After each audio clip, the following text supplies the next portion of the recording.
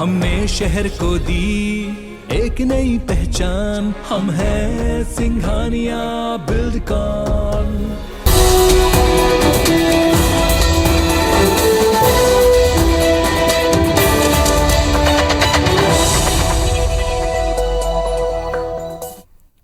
नमस्कार, मैं हूं रसिका पांडे। आप देख रहे हैं IBC 24। सबसे पहले बात करेंगे यूपी के अग्निपथ की।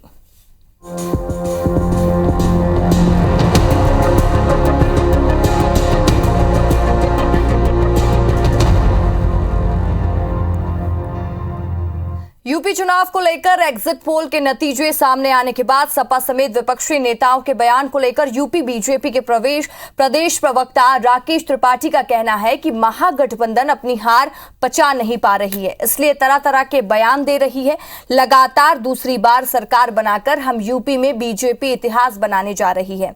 हमारे संवाददाता स्टार जैन ने यूपी भाजपा प्रदेश प्रवक्ता राकेश त्रिपाठी से खास बातचीत की।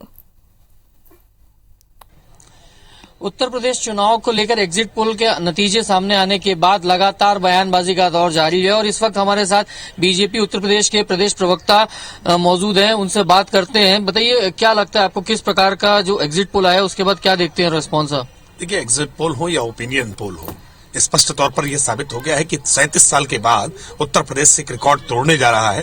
पिछले 37 सालों से उत्तर प्रदेश में कोई भी सरकार रिपीट नहीं होती रही है, लेकिन भारतीय जनता पार्टी की योगी आदित्यनाथ सरकार फिर रिपीट होने जा रही है। प्रचंड जनादेश उत्तर प्रदेश की जनता द्वारा भारतीय जनता पार्टी को मिला है। कल जब ईवीएम्स खुलेंगी तो ये रिकॉर्ड दिखाई पड़ जाएगा कि एक नया रिकॉर्ड भारतीय जनता पार्टी गढ़ने जा रही है। सीटें लेकिन कम हो रही है, जो एग्जिट पोल बताएगा उसके हिसाब से वर्तमान में जिस हिसाब से अब सरकार आपकी है, केंद्र में भी आपकी सरकार है, डबल इंजन की सरकार बोली जा रही है, तो फिर उसके बाद सीटें कम क्यों बताई जा रही है? देखिए, ओपिनियन पोल और एग्जिट पोल रुझान बताते हैं, ट्रेंड्स बताते हैं। आज जो एग्जिट पोल आ रहे हैं वो 300 सीटों तक नजदीक तक जा रहे हैं। हम पूरे विश्वास से कह रहे हैं कि हम अपने पिछले रिकॉर्ड को तोड़ करके नया रिकॉर्ड गढ़ने जा रहे हैं।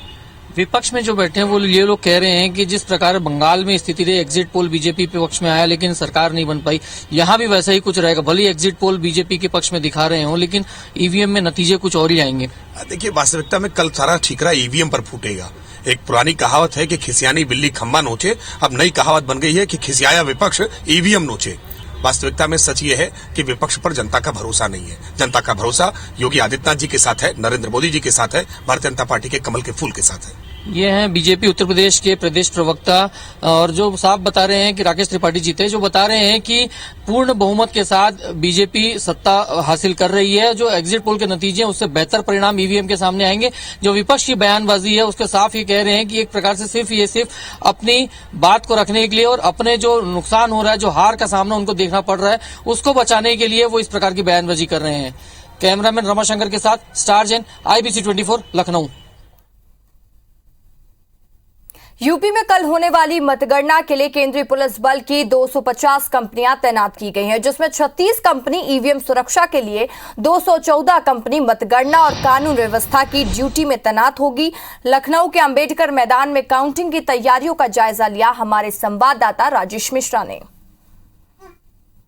उत्तर प्रदेश में किसकी सरकार बनेगी, कौन मुख्यमंत्री बनेगा, ये सभी जो फैसला है वो ईवीएम में कैद हो चुका है और ईवीएम कल सुबह 8 बजे खुलेगा।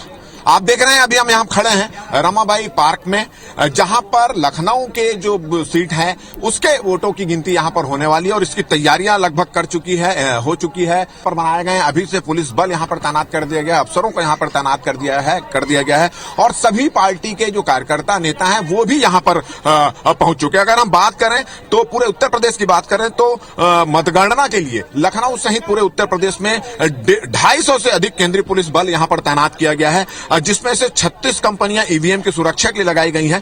214 कंपनी मतगणना और कानून व्यवस्था की ड्यूटी में तैनात होगी। किस तरह के अंदर की तैयारियां चल रही है वो हम आपको दिखाते हैं। स्क्रीन यहां पर लगाया गया, सभी गेट के पास इस तरह की LED स्क्रीन यहां पर लगाए गए हैं और ये इस तरह के अंदर जो है मतगणना जहां पर होगी वहां पर किस तरह की तैयारी है वो टेबल पूरी तरह से यहां पर सज चुका है।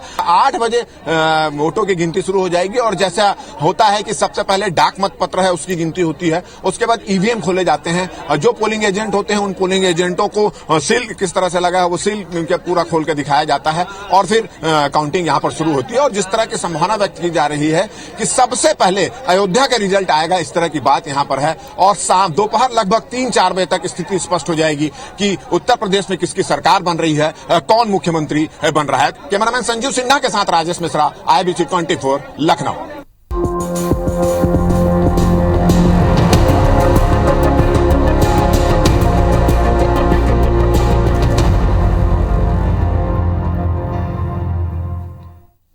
छत्तीसगढ़ के मुख्यमंत्री भूपेश बघेल ने साल 2022-23 के लिए बजट पेश कर दिया है। ये बजट कई मायनों में बेहद खास है क्योंकि इसमें हर वर्ग के लिए कुछ ना कुछ जरूर है, लेकिन सबसे अधिक ध्यान किसी घोषणा ने खींचा है तो वो था पुरानी पेंशन योजना बहाली, जिसका कर्मचारी लंबे समय से इंतजार कर रहे थे। वहीं बजट में किसानों और छात्रों के लिए भी कई घोषणाएं की गई हैं।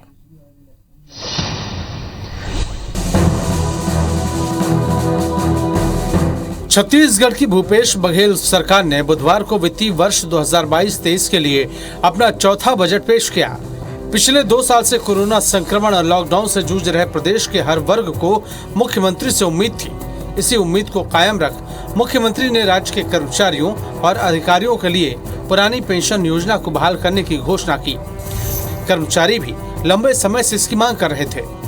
शासकीय योजनाओं के क्रियान्वयन में महत्वपूर्ण भूमिका निभाने वाले राज्य के अधिकारियों एवं कर्मचारियों की पुरानी मांग पर विचार करते हुए एनपीएस योजना के स्थान पर पुरानी पेंशन योजना को बहाल करने की घोषणा करता हूं। पुरानी पेंशन बहाली की घोषणा होते ही कर्मचारियों में खुशी का माहौल है क्योंकि इससे प्रदेश के करीब 3 लाख कर्मचारियों को फायदा होगा। बजट में ऐलान होने के बाद कर्मचारियों ने पटाखे फोड़कर, रंग गुलाल खेलकर और मिठाई खाकर खुशियां मनाई और सीएम भूपेश बघेल को धन्यवाद दिया।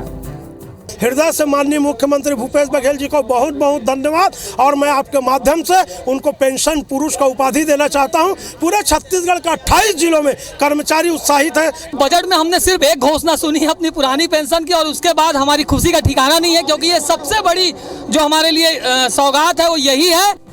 भूपेश बघेल सरकार के लिए किसान हमेशा से प्राथमिकता में रहा है।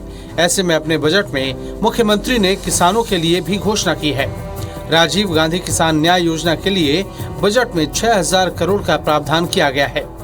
धान सहित समस्त खरीफ फसलों, लघु धान्य फसलों, उद्यान की फसलों को बढ़ावा देने के लिए राजीव गांधी किसान न्याय योजना के अंतर्गत प्रति एकड़ अधिकतम 10,000 के आदान सहायता देने की व्यवस्था है। विगत 2 वर्षों में 10,152 करोड़ की सहायता राशि 20 लाख से अधिक किसानों को भुगतान की जा चुकी है।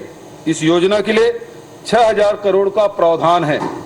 बजट में सरकार ने शिक्षा पर भी जोर दिया है और छात्रों के भविष्य निर्माण के लिए कई प्रावधान किए हैं। हिंदी माध्यम के 32 स्वामी आत्मानंद स्कूल खोले जाएंगे। पीएससी व्यापम परीक्षाओं के लिए परीक्षार्थियों को फीस नहीं देनी होगी। 106 SC/ST हॉस्टल के निर्माण के लिए 50 करोड़ का प्रावधान किया गया है। 11 पूर्व माध्यमिक शालाओं को हाई स्कूल में एवं 12 हाई स्कूल को हायर सेकेंडरी विद्यालयों में उन्नयन किए जाने हेतु नवीन मद में प्रावधान है। भवन विहीन 40 हाई स्कूलों, 17 हायर सेकेंडरी विद्यालयों के लिए नवीन भवन का निर्माण किया जाएगा।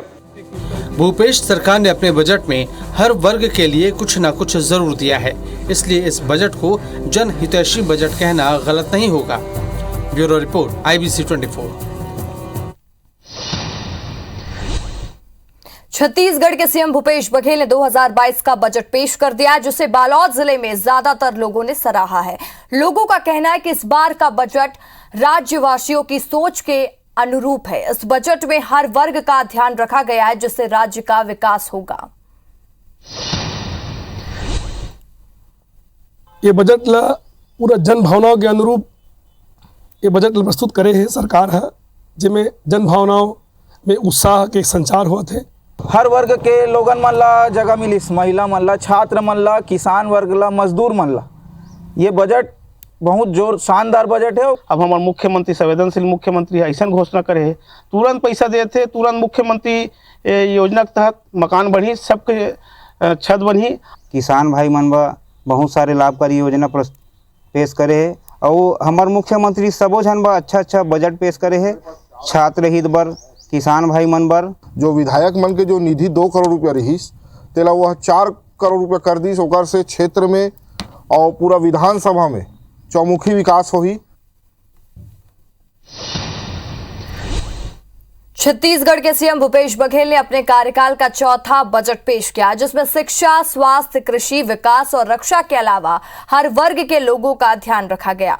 बजट को लेकर महासमुंद की जनता, कर्मचारियों और छात्रों ने सीएम को धन्यवाद दिया, साथ ही इस बजट की तारीफ भी की है। नई पेंशन योजना को समाप्त करते हुए पुरानी पेंशन योजना लागू किया, इससे लाखों शासकीय कर्मचारी प्रभावित होंगे।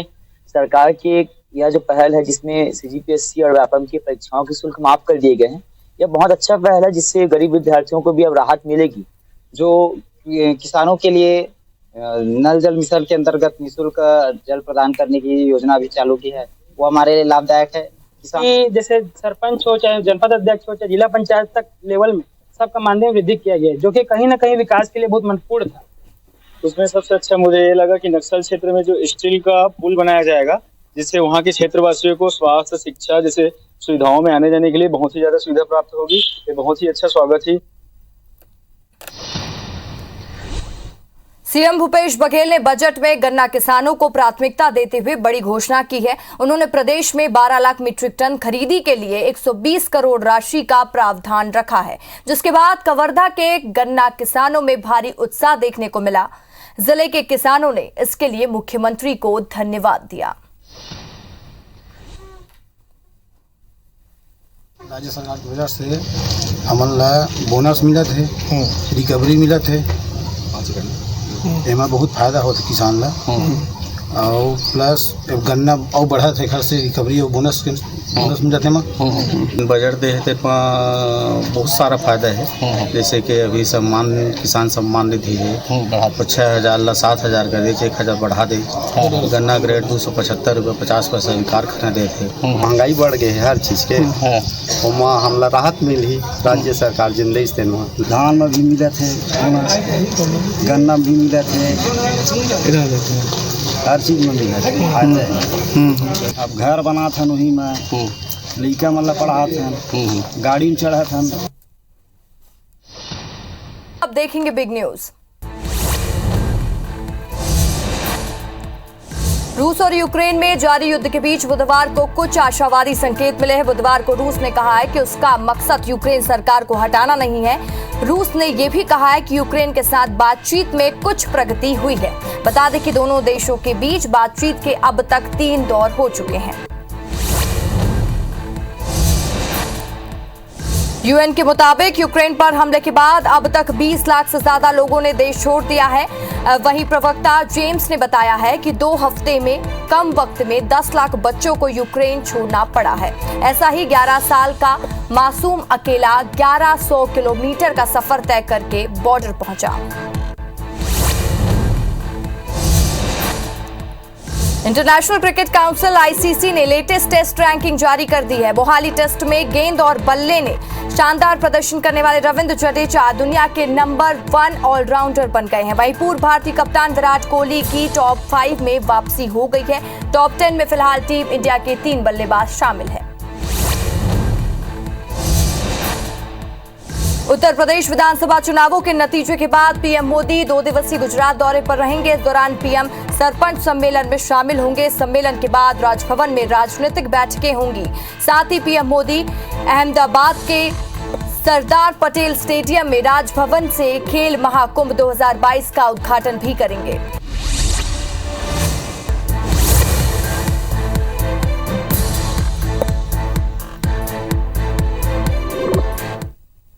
अब देखेंगे खबरें विस्तार से। दुर्ग जिला अस्पताल में बच्चों को टीबी जैसी बीमारी से बचाने के लिए बीसीजी ने टीके वाले वॉयल्स में काला पदार्थ नजर आया। जिसके बाद जिले के सभी टीकाकरण केंद्रों में बीसीजी के टीके लगाने बंद कर दिए गए हैं। नर्स ने वॉयल में काला पदार्थ होने की जानकारी टीकाकरण अधिकारी और जच्चा बच्चा विभाग के प्रभारी को दी थी। काफी देर तक इस पदार्थ को लेकर अंदाजा लगाया जाता रहा कि लेकिन कोई जानकारी नहीं मिली, जिसके बाद केंद्रों ने बीसीजी के टीके लगाने बंद करवाए। उस बैच के सभी वॉयल्स को जांच के लिए रायपुर लैब भेजा गया है। जब तक इसकी जांच रिपोर्ट नहीं आएगी तब तक बीसीजी के टीके नहीं लगाए जाएंगे। इस बीच भिलाई के लाल बहादुर शास्त्री अस्पताल में नर्सों की लापरवाही देखने को मिली। इस तरह की सूचना फैलने के बाद भी नर्स बच्चों को बीसीजी के टीके लगाते पाए गए। जानकारी मिलने पर टीकाकरण बंद किया गया। बीसीजी का टीकाकरण जहां होता है वहां से एक रिपोर्ट आई थी कि एक वायल जो है उसमें हल्का सा कोई काला पदार्थ दिखा गया था। तो ये हमने उस चीज़ को नोटिस किया, उस टीके को हमने रुकवा दिया और उसके बाद हमने तुरंत खबर जो है वो स्टेट ऑफिस में कर दी है। राज्य कार्यालय से भी ये सूचना प्राप्त हो गई है कि उसको सील करके उस बैच के जितने भी वायल थी उससे टीका लगवाना हमने बंद कर दिया है। रायगढ़ जिले में लोन के लिए बिना ही किसानों के खाते से खाद के नाम पर लोन की राशि काट ली गई। 50 किसानों के खाते से लोन के नाम पर राशि काट ली गई। सारनगढ़ ब्लॉक के गाता डी सोसाइटी में करीब 100 से अधिक किसानों ने इस संबंध में लिखित शिकायत की है। किसानों का कहना है कि उन्होंने खाद के नाम पर एक पैकेट तक नहीं खरीदा है, लेकिन खाते में 70 से 80 बोरी खाद की एंट्री दिखाते हुए राशि काट ली गई है। किसानों ने काटी गई राशि की वापसी की मांग की है। वहीं भाजपा मामले में समिति प्रबंधकों की मिली भगत का आरोप लगाते मामले की जांच की मांग कर रही है। चर्चा है कि किसानों को खाद और बीज पर सब्सिडी मिलती है। समितियों ने इसी का फायदा उठाते हुए कई किसानों के नाम पर खाद की फर्जी एंट्री दिखा दी।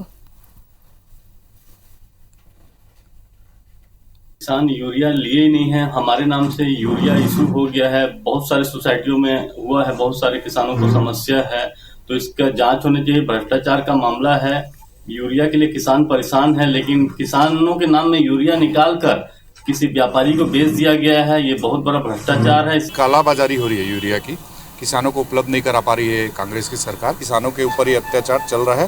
भारतीय जनता पार्टी इसका पूरे जोर से पिछले 1 साल से विरोध कर रही है और हम सड़क पर ये लड़ाई लगातार लड़ते रहेंगे। कोई शिकायत है कि किसान उतना मात्रा में खाद नहीं लिया है जितने मात्रा में उनका परमिट काटा गया है और अधिक मात्रा में जैसे उनका समायोजन कर रहे हैं, तो उसको जांच का विषय है।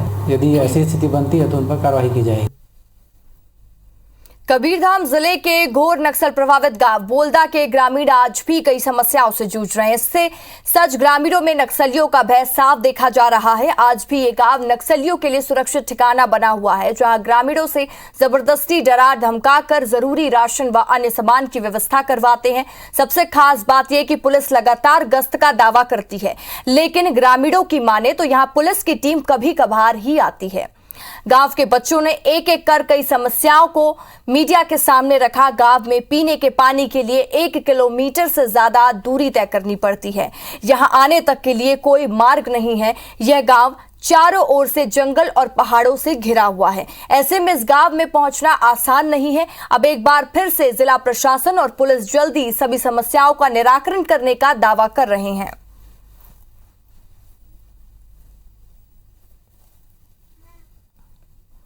समस्या क्या है अभी? समस्या पानी की है। पानी की समस्या है। अच्छा, अब ये बता, पानी के अलावा स्कूल में हवे? स्कूल में तो है। टीचर शिक्षक गुरुजी बनाते हैं? हाँ, रोज आते हैं। तो कदे दूर से लाता है? लग जाता थोड़ा सा दूर। काम में लाता है सो? साइकिल कांवर सिरवे में। रोज लाता है? हाँ, रोज। व्यवस्था नहीं है पानी के? और कोनो अधिकारी और नेता मनाते ही हैं? तो पता नहीं है। वहाँ पे हम लोग सभी विभाग की अधिकारियों को वहाँ पर भेजते कि वहाँ पर चेक करवाते हैं कि ऐसी कोई मूलभूत समस्याएं हैं क्या। जो भी मूलभूत समस्याएं होगी उसको पूर्ण कराई जाएगी। जहाँ तक पानी की समस्या होगी तो वो पानी की समस्या इमीडिएट सॉल्व कराई जाएगी। तेंदुपत्ता का सीजन है, इस समय पर उनका प्रयास रहता है कि इलाके में ठेकेदार से संपर्क करना या फिर उस समय पर इनकी अपनी उपस्थिति दर्ज कराने की। तो पुलिस इसके प्रति सजग है, अपनी रणनीति तैयार की है और इनके विरुद्ध अच्छे से नक्सल विरोधी अभियान पर कार्रवाई कर रही है। कटनी के कुटला थाना क्षेत्र के किलवारा कला ओवरब्रिज के पास से ऑटो अनियंत्रित होकर पलट गई। इससे ऑटो ड्राइवर और उसका बेटा घायल हो गया, जिन्हें राहगीरों की मदद से जिला अस्पताल लाया गया। यहां डॉक्टर्स और नर्स की घोर लापरवाही से घायल ड्राइवर इमरजेंसी वार्ड के बाहर ही जमीन पर घंटों तड़पता रहा। किसी ने ध्यान नहीं दिया, अंत में उसने दम तोड़ दिया। घायल बेटे ने आरोप लगाया कि अस्पताल के डॉक्टर और नर्स के लापरवाही बरतने और समय पर इलाज नहीं करने से उसके पिता की मौत हो गई। इतना ही नहीं, परिजन बिना स्ट्रेचर के ही शव को उठाकर वार्ड में ले गए, जहां डॉक्टर ने मृत घोषित किया। मामले में सिविल सर्जन ने जांच कराने की बात कही है। जांच के बाद जो भी दोषी होगा उस पर कार्रवाई होगी। यहाँ पे 1 घंटे तक मेरे पापा तड़प रहे थे, बोल रहे थे कि कोई सुई लगा दी दर्द की, कोई नहीं लगा। इसकी वजह से हमारे पापा की इलाज ना होने की वजह से कितनी मौत हो गई। यहाँ तड़पते रहे 1-1.5 घंटे। 1.5 घंटे जी। ये विषय आपके द्वारा मेरी जानकारी में लाया गया है, और यदि इस तरह की कोई भी बात है तो वो बहुत ही दुखद और जांच में अपने संज्ञान में ले रहा हूँ, और जांच में लेके यदि कोई दोषी पाया जाता तो उस पर सख्त कार्रवाई की। फिलहाल इस बुलेटिन में इतना ही। खबरों की लगातार अपडेट्स के लिए आप देखते रहें IBC 24। नमस्कार।